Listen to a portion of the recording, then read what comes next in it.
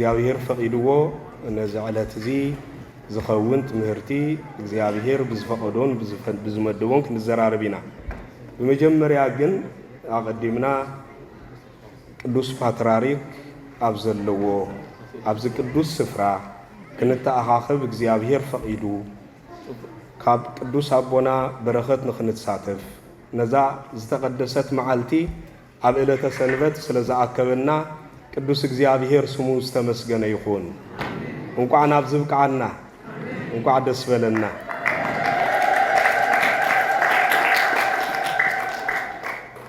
ናይ ቅዱስ ፓትርያርክን ናይ ብፁዓን ጳጳሳትን ክብሪ ኣብ ቤተ ክርስቲያን ዘሎ ቦታ ብተራ ዝርአ ኣይኮነን ኣዝዩ ዝኸበረ እዩ ሐዋርያ ቅዱስ ጳውሎስ ንሮሜ ቤተ ክርስቲያን ኣብ ዝጽሓፎ መልእኽቱ ምዕራፍ 13 ፍቕዲ 7 ነቲ ክብሪ ዝግብኦ ክብሪ ሃብ ክብል ገሊጹ እዩ ኣብ ቤተ ክርስቲያን እቶም ዝለዓለ ክብሪ ዝግብኦም ናይ ቅዱስ ሲኖዶስ አባላት ዝኾኑ ቅዱስ ፓትርያርክን ብፁዓን ሊቃነ ጳጳሳትን ጳጳሳትን እዮም ንምንታይ ኣብ ቤተ ክርስቲያን ግን እተኽብሮም ንዖም ዘለዋ ክብሪ ልዑል ክኸውን ዝኽኣለሉ እቲ ቀንዲ ምኽንያት እንታይ እዩ ዝብል መሰረታዊ ነገር ምፍላጥ አገዳሲ ስለ ዝኾነ እግዚአብሔር ፍቃዱ ኮይኑ ሎሚ ኣብዚ መሰረት ጌርና ምስ ወንጌል ሎሚ ዝተነበ ቅዱስ ወንጌል ዝተወሰነ ሓሳቡ ወሲድና ኣብዚ መሰረት ጌርና ክንዘራረብ ኢና ናይ ሎሚ ዕለት ወንጌል ምዕራፍ 21 ወንጌል ማቴዎስ ዝተነበ ክኸውን ከሎ መድህን ዓለም ክርስቶስ ካብ ዝምህሮም ዝነበረ ኣዝዮም ብዙሓት ናይ ምስላኣት ትምህርቲ እቲ ሓደ ዝተገልጸሉ እዩ ኣብ መንጉኡ እቲ ሓደ ግን እቶም ሃነስቲ ዝነዓቕዎ እምነ መኣዝን ኮነ ዝብል ጽንሰ ሓሳብ ዘለዎ ቃል ዝተነበሉ መዓልቲ እዩ ስለዚ ንዚ ኣተሓሒዝና ከም ፍቃድ እግዚአብሔር ክንዘራረብ ኢና ንምንታይ ኢና ቅዱስ ፓትርያርክን ጳጳሳትን እንኽበር እዚ ምናልባት መሰረታዊ መረዳእታ ስለ ዘድልየና ኣብዚ ዝተወሰነ ሓሳብ ክንገልጽ ኢና ቅዱስ ብጥቕልሉ ግን ነዚ ንምግላጽ ቤተ ክርስቲያን ንቅዱስ ሲኖዶስ ዘለዋ ክብሪ ዓብዩ ናይ ቤተ ክርስቲያን ህልውናውን ዝረጋገጽ ቅዱስ ሲኖዶስ እንተሉ ቤተ ክርስቲያን ቀጻልነታ ርጉጽ ክኸውን ዝኽእል ቤተ ክርስቲያን ከምቲ እግዚአብሔር ሓደራ ዝሃባ ኮይና ክትቅጽል እትኽእል ቤተ ክርስቲያን ከም ቤተ ክርስቲያን ምስጢራት እናፈጸመት ክትቅጽል እትኽእል ቅዱስ ፓትርያርክ ወይ ድማ ቅዱስ ሲኖዶስ እንተልዩ ቅዱስ ሲኖዶስ እንተዘየልዩ እግዚአብሔር ወልድ ኢየሱስ ክርስቶስ ንቤተ ክርስቲያን ሓደራ ዝሃባ ንቅዱስ ፓትርያርክ እዩ ላዕለዋይ ኣቦ ስለ ዝኾነ ወንጌል ዮሐንስ ምዕራፍ 21 ክትምልከቱን ከለኹም ቅዱስ ጴጥሮስ ካብ ጎይታ ሓደራ ዝተቀበለ እዩ ናይ ኣባጊዕ ሓላፍነት ተቀቢሉ እዩ ናይ ኣባጊዕ ሓደራ ኣለዎ ቅዱስ ጴጥሮስ ናይ ኣያውቲ ሓደራውን ኣለዎ ቅዱስ ጴጥሮስ ነዚ ሓደራ ዝተቀበሎ ካብ ጎይታ እዩ ናይ ቤተ ክርስቲያን ሓደራ ተቀቢሎም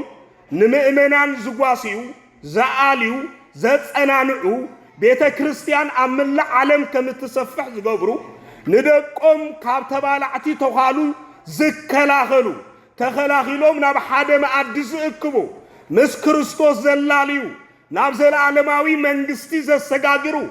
ስምና ኣብ መጽሓፍ መዝገብ ህይወት ከም ዝጽሓፍ ክገብሩ ሓላፍነት ዝተሸከሙ ኣቦታትና ቅዱስ ፓትርያርክን ብፁዓን ጳጳሳት ብጥቕልሉ ድማ ቅዱስ ሲኖዶስ እቶም ካልኦት መልእኽተኛታት ናቶም መልእኽተኛታትን ተኣዘዝትን እዮም ልክዕ ከምቲ ኣብዚ ዓለም እዚ እንሪኦ ካህን ክህሉ ይኽእል እዩ ፈላሲ ክህሉ ይኽእል እዩ ዲያቆን ክህሉ ይኽእል እዩ ኣብ ዝተፈላለየ ማዕርግ ዘሎ ሰብ ክህሉ ይኽእል እዩ ናይ ቅዱስ ሲኖዶስ መምርሕን ትእዛዝን ኣመሓላላፊ እምበር ሓጋጊ ኣይኮነን ስለዚ ነቲ ቅዱስ ሲኖዶስ እናመርሖ ዝኸይድ ናይ ቤተ ክርስቲያን አገልግሎት ኩላህና ተሳተፍቲ ብምዃን ናብ ቅዱስ ሚስጥሩ ቀሪብና ናብ ክርስቶስ ንኽንቀርብ ምኽንያት ይኾነና ስለዚ በዚ ምኽንያት እዚ ቅዱስ ሲኖዶስ أب قدس بيت كريستيان زلوا كبري قليل أيكونن بزي قدس سينودوس بيت كريستيان زنبرتو الليلن بزي قدس سينودوس بيت كريستيان زنبرتو الليلن ناي مجمريا ناي قدس سينودوس مايكل حوارياتيو نحواريات دما بخومو عينات ملكع كم زقرصو زغبروم باعلو ناي بيت كريستيان ناي بيت كريستيان ونانيا بعل بيتا زخونه كريستوس مغنياتو كريستوس بيت كريستيان وانا كريستوسي بيت كريستيان ناي كريستوس اكالي ان كريستوس تعزازيتا نكريستوس إنا تعززت اتنبر نكريستوس إنا جلست اتنبر من يعتلنا بيت كريستيان بيت كريستيان من تجلس اتلنا نكريستوس مخنياتو أكالو سلزخونه أكال زجلس لرئيس سلزخونه سلزنسا نكريستوس إنا جلست أكل زمانات زنبرت كسر حج زلا نقص علون اتقصل بمن ملكع جراء تلكمني بقدس سينودوس ملكع جراء قدس سينودوس اب قدس بيت كريستيان زلو حلافينت اقليلوم زريو بزحاتيوم كابز خنطنقر يغباهنا نزب زغبان مردو حغوزنا استوسون نطبታት كنطقس ግን አገዳሲ ክብር ቅዱስ ሲኖዶስ እትናይ መጀመሪያ በመንፈስ ቅዱስ ዝምራህ ዘእከብ ስለዝኾነ ቅዱስ ብል መጽውዕ ተዋይቦይ سينودوس ترحين باللينا قدوس سينودوس ينانبل مخنياتو قدوس سينودوس زمرحو زأكبو زقوص عطرو منفس قدوس سلازخوني نزيخا نسينودوس مقوام مالت نمنفس قدوس مقوام مالت إلى بيت كريستيان تنقل نمنتاي انتلكمني سينودوس زمرحو منفس قدوس سلازخوني أبا على 50 حواريات تأكيبو من كلو منفس قدوس نابقوا وريدو نعاتهم منفس قدوس كم زملهم كل جزي أبيت كريستيان علو بمجد قدوس سينودوس كيان سلازي بيت كريستيان تمرح بمنفس قدوس يا مرح تاون مريحنتهم أبيت كريستيان زاتنعو أما أكلهم منفس قدوس سنزلوي سلازي نزي كبرزي بزقباك ردعنا يقبا نالبات أبانا زلو رديتنا تحساسبان أصيدهم كم زخون ردو نجاري مخنياتو نقدس سينودوس زلو كبري زلو تولدي أزيو إننا وحدث مسألو زلو جزي نقدس سينودوس مدفار كم ترى نجار كم قليل نجار جيروم زقوت رولو زلو زمن مدرخ النبي صلى الله عليه وسلم سلسيكن نقدس سينودوس مقوام نمنفس قدوس مقوام مخانو بنصور مردو أزيو أجداسيو سلسي تناي مجمريا نقدس سينودوس كبرو ان ردو بمنفس قدوسي مالت بمنفس قدوسي حدا ويكلتهمكم ابز تاكبكم لو غزي انا امنغوهم الله تبايلو زتنغره اتناي مجمريا مستيراوي ترغمو نقدس سينودوس تጠቅስ مخنياتو قدوس سينودوس اكل غبايو منفس قدوس الله سلسميتن 18 ሩታአና ሃይማኖት ከቅንዑ አንቀጽ አሚን ከጽድቁ ابز تاكبلو غزي رتيت هايمانوت كاب عالم كي تطفئ نمكل خال ابز تاكبلو غزي اريوس تباهلك حادي نمملاس ابز تاكبلو غزي امنغوم كوينو ن اريوس زرتع نودما ن انقص امين زصدق زنبره من يتلكم منفس قدوس نايز مثالي يكو اقدمو زنبره اببزحان تباهيلوس تصوع ابراهام أبصدرو معالتاوي زأنجدهم 318 نيروم إزياتهم أب تحتي زنبريهم سلازي إزياتهم نايتهم 318 هايمانوتهم رتو هايمانوتهم كنوع كوينو نبيت كريستيان أو كل زمانات تخلاقيلهم نتولد خمس قصل زقبرو روتان زخونو ليك آونت مثالي لومون كم زياتهم زمسلو بوتات على كل زمان بيت كريستيان الله ناتهم مثالي دما قدوس سينودوس سلازي سينودوس تمرز بيت كريستيان زمرح بمن ينتدايلنا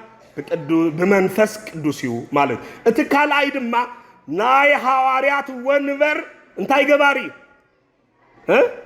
ناي حواريات ونبر تقباليو اصناعيو ازي ناي قدوس سينودوس ونبر زمص كامن يتلنا حواريات ካብ ትውልድና ተመሐላለፈ መጽኡ ኣብ ዘመን ዝቅጽል ስጋዕ መጻተ ክርስቶስ ዝቅጽል እዚ ናይ ሐዋርያት ወንበር እዚ ዝዕቅቦ ድማ ቅዱስ ሲኖዶስ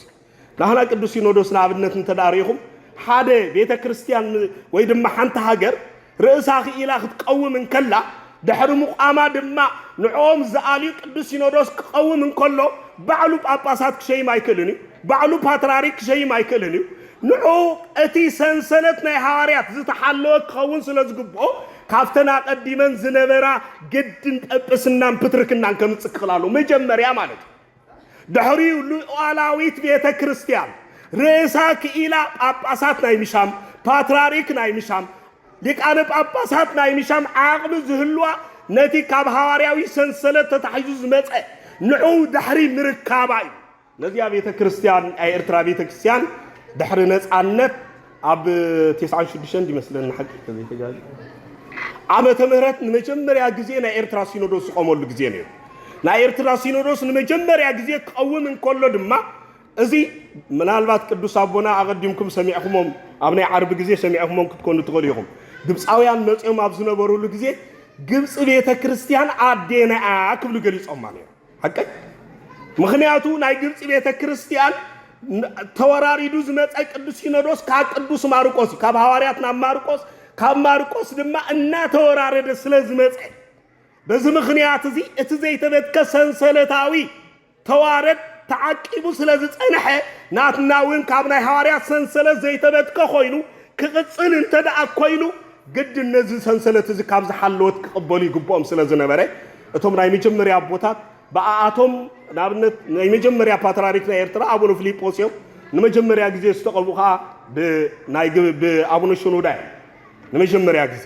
ስለዚህ ጳጳሳትናውን ተቀቢኦም ስለዚህ እዚ ተዋረድ እዚ ምስተረከበት በድሕሪኡ ግን ርእሳ ስለዚህ ኻለት ነቲ ሰንሰለት ስለስተረከበቶ ንናይ ሐዋርያት ወንበር ስለስተቀበለት ነዚ ወንበር እዚ ዓቂባ አኩሉ ጊዜን ኩነታትን ፓትርያርክና ሸመት ጳጳሳትና ሸመት نزو ونبرزين معك واجا إن خفلت نقول زمن إن حلفت كساب زحج جزيلا. سلزي اتتوارد بخمسة عينة عجباب زمت سلزخونة بيت كريستيان ناي حواريات ونبر زعقبو عقيبهم دمبا نابتولد دي زسجاجرو قدوس سينودوس سلزخونة نسينودوس زلنا كبري عبي مدسي بلنا. سلزي كاب قدوسان حواريات زتركبنا يو ونبر أبي علنا مالتي أبي إرترا لنا أبي إرترا هاجرنا لنا مالتي. مخنياتو على إرترا هاجرنا زلوت قدوس سينودوس كاب حوارياتنا تورارد زمت ونبر عقيب زلو قدوس باتراريك مالد ما عاوز تقمت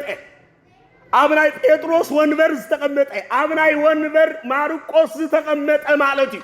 كم ماركوس كوينون بيت كريستيان زم حدر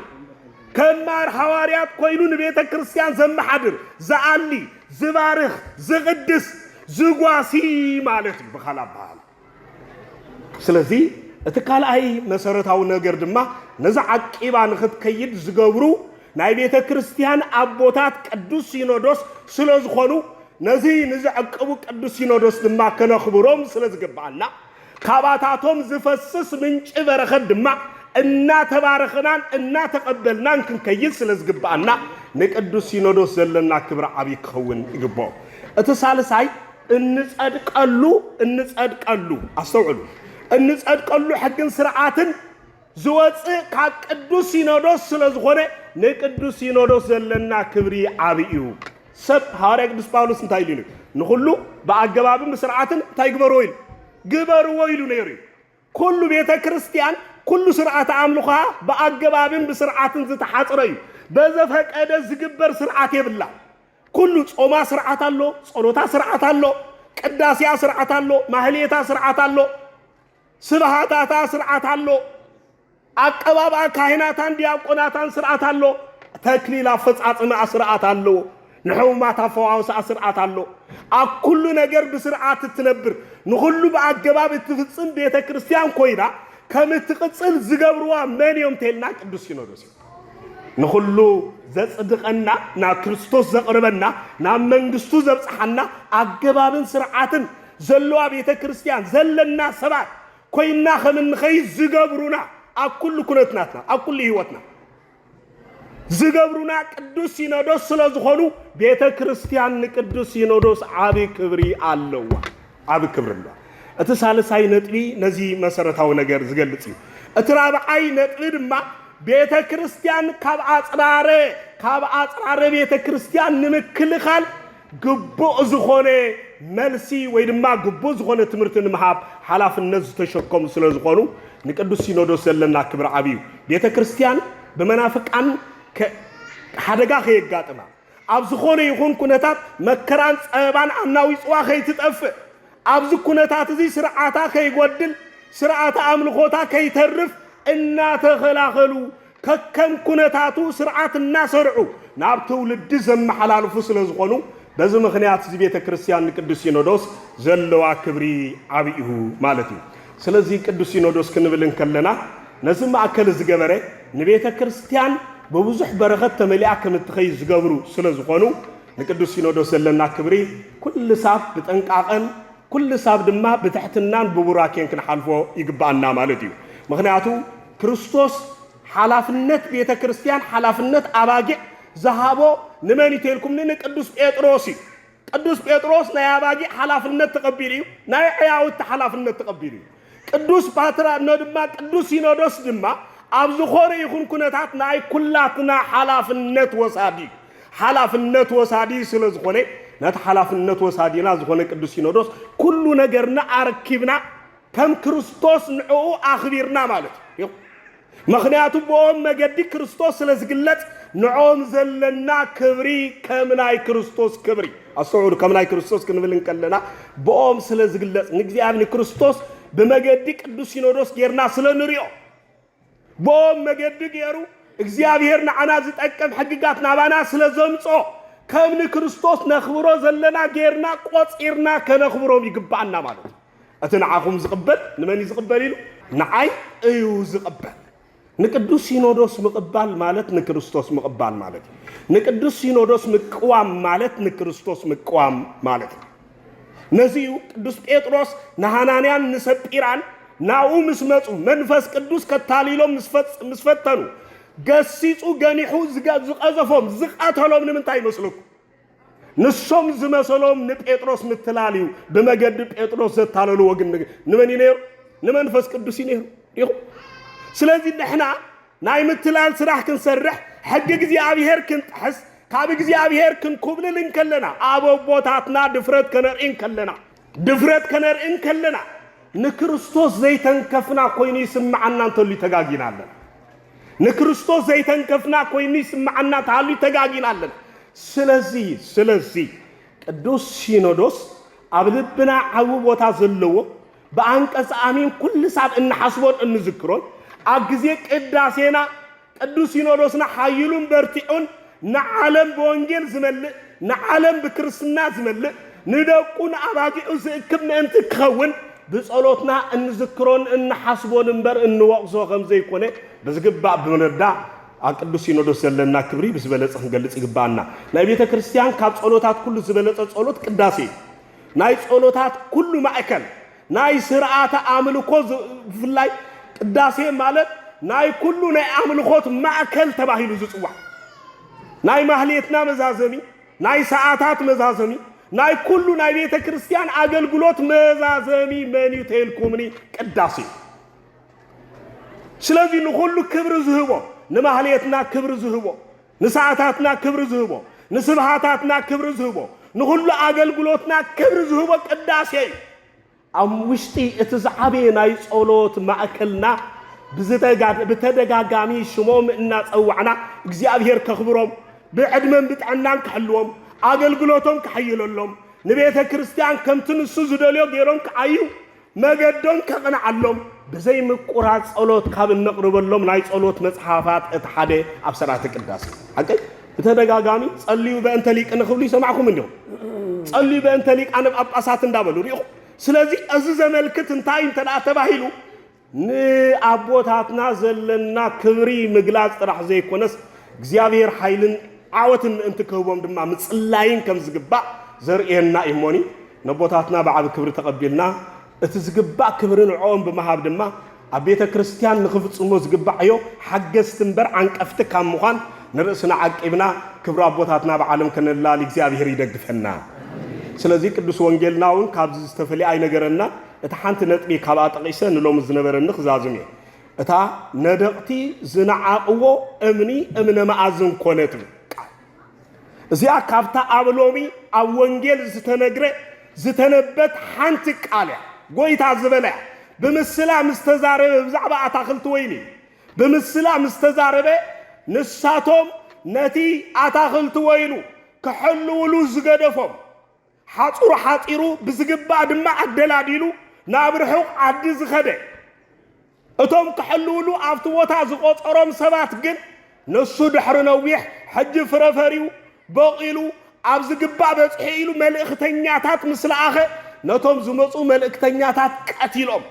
ካልኣይ ግዜ ምስ ለኣኸ እውን ቀቲሎም ኣብ ሳልሳይ ግዜ ንወዱ ምስ ለኣኾ ንወዱ እውን እንተቀቲልና ወረስቲ ክንከውን ኢና ኢሎም ቀቲሎም ዝቐተሉ ብዛዕባኦም ዝተነግረ ምስላ እዩ ብዛዕባኦም ዝተነግረ ምስላ ዝጠቐሰሉ ሃነፅቲ ዝነዓቕዎ እምኒ እምነ መዓዝን ኮነ እዩ ሃነፅቲ ዝነዓቕዎ እምኒ እምነ መዓዝን ኮነ